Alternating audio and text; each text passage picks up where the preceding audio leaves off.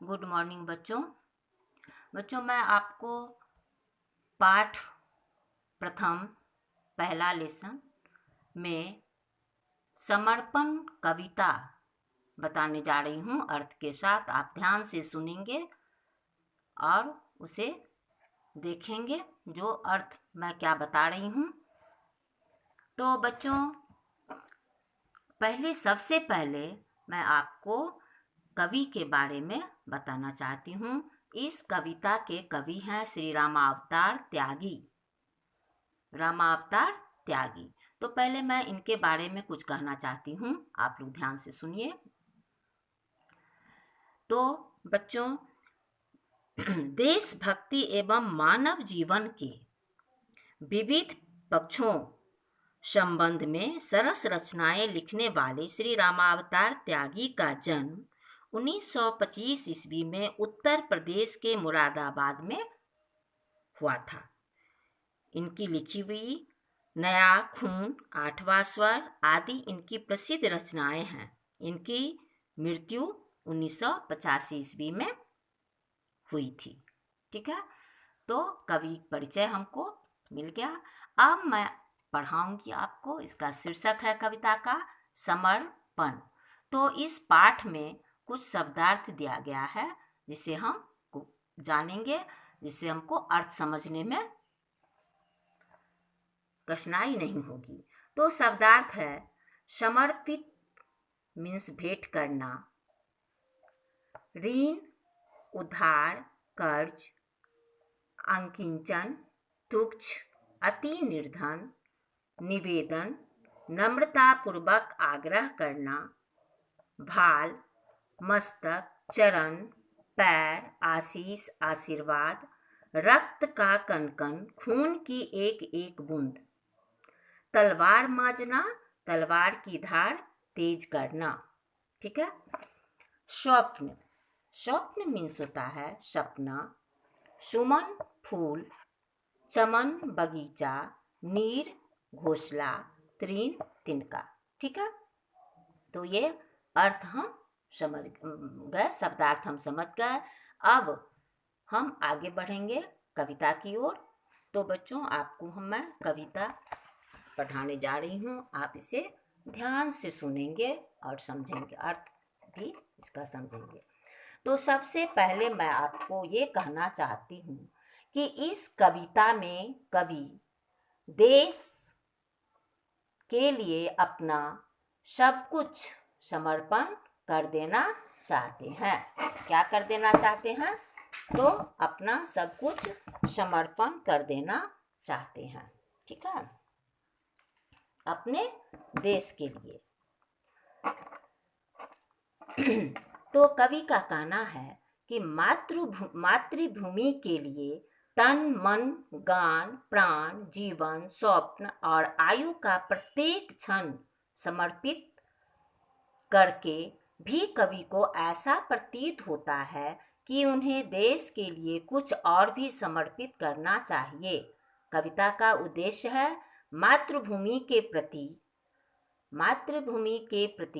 प्रत्येक व्यक्ति में समर्पण, त्याग और श्रद्धा की भावना जागृत करना।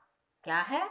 मातृभूमि के प्रति हर एक व्यक्ति को श्रद्धा की भावना को जागृत करना है इसका उद्देश्य।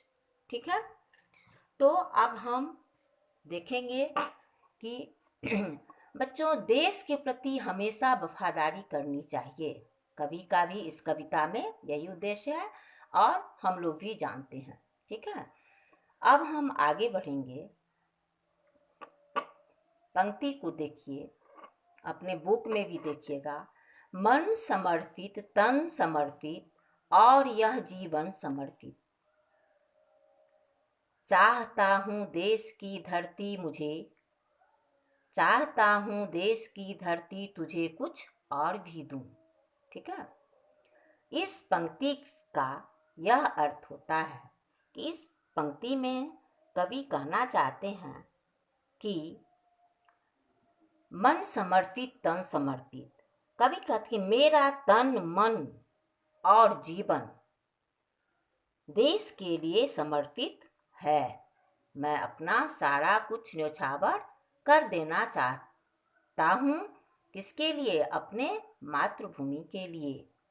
लेकिन तब भी कवि को संतुष्टि नहीं है, वो संतुष्ट नहीं है, वो और भी कुछ देना चाहते हैं। अगली पंक्ति है, माँ तुम्हारा ऋण बहुत है, मैं अंकिंचन, किंतु इतना कर रहा फिर भी निवेदन। कवि कह रहे हैं जो माँ तुम्हारा ऋण बहुत है, कर्ज आपका बहुत है। किसको कह रहे हैं? मातृभूमि को। कवि कह रहे हैं जो हे धरती माता, तुम्हारा बहुत कर्ज है हम पर, क्योंकि मैं तुम्हारे ही गोद में पला हूँ, बड़ा हुआ हूँ, है ना। लेकिन मैं तो हूँ एक तुच्छ, अति निर्धन। ठीक है। थाल में लाऊं सजाकर भाल, जब भी कर दया स्वीकार लेना यह समर्पण। और कवि का कहना है कि तब भी मैं तुमसे, धरती माता से, अपनी मातृभूमि से प्रार्थना कर रहे हैं जो हे धरती माँ, जब भी मैं तुमसे नम्रतापूर्वक आग्रह करना चाहता हूँ कि जब भी थाल में मेरा मस्तक सजा कर लाया जाए तो उसे दया करके स्वीकार कर लेना, कर दया स्वीकार लेना यह समर्पण। इस भेंट को तुम स्वीकार कर लेना। फिर अगला पंक्ति है, गान अर्पित प्राण अर्पित, गान अर्पित प्राण अर्पित, रक्त का कण कण समर्पित, चाहता हूँ देश की धरती तुझे कुछ और भी दूं। ठीक है।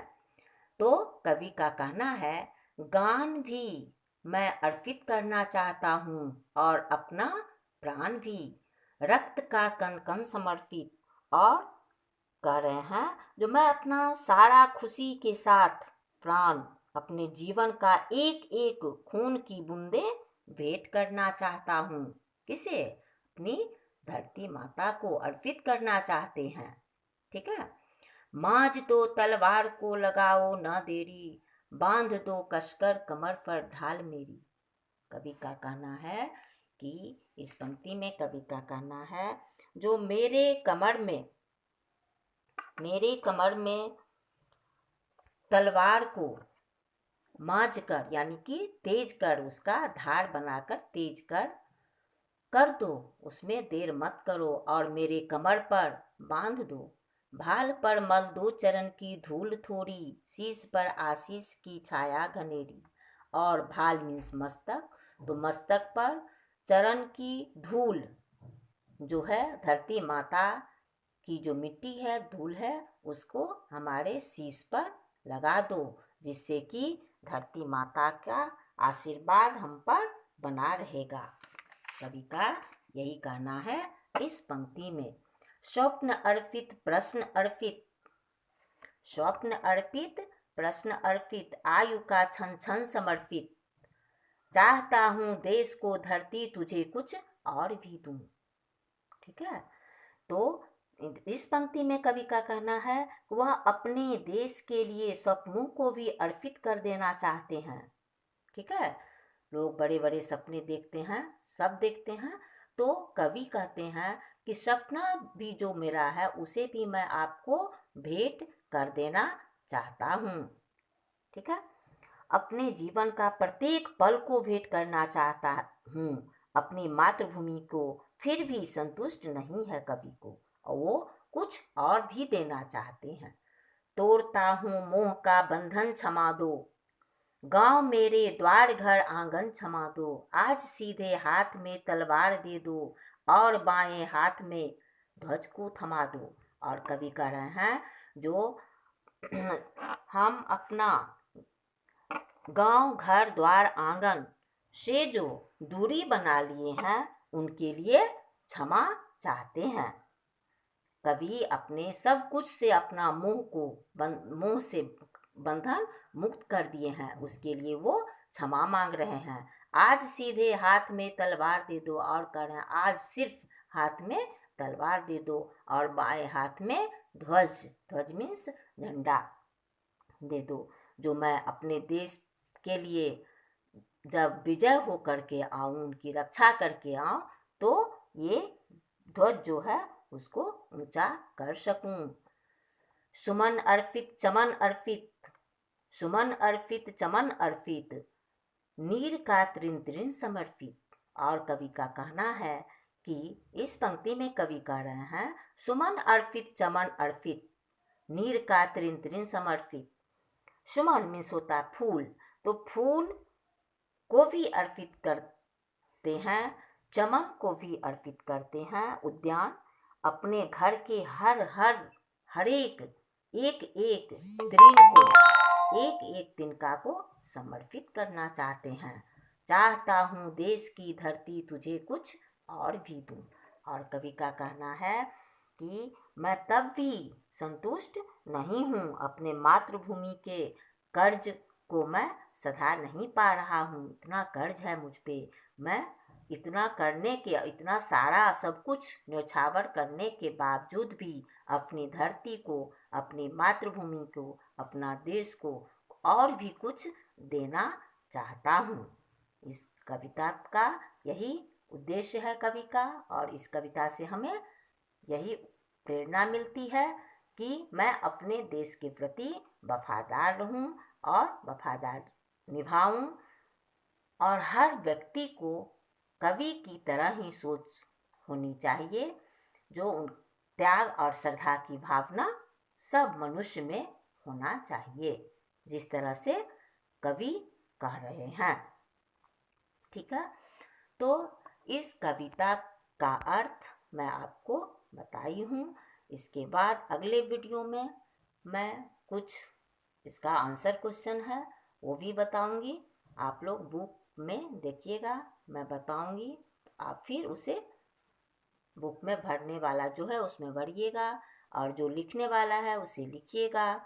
जो भी आपको दिक्कत हो तो आप उसे रखिएगा। जब स्कूल खुलेगी, क्लास चलेगी, तो मैं फिर से आपको बताऊंगा। यदि आपको और कुछ भी इसमें प्रॉब्लम हो, जानना हो, तो आप मुझे कॉल करके, मोबाइल नंबर मेरा है, आप देख करके उसमें कॉल करके कभी पूछ सकते हैं इसके लिए। ठीक है, तो आप ध्यान से बच्चों, आप लोग घर में रहें, ध्यान से पढ़ें, सुरक्षित रहें, बाहर नहीं निकले, यही हमारी कामना है आप लोगों से, और यही मेरा भी उद्देश्य है। आप लोग सुरक्षित रहें, स्वस्थ रहें। ठीक है, धन्यवाद बच्चों।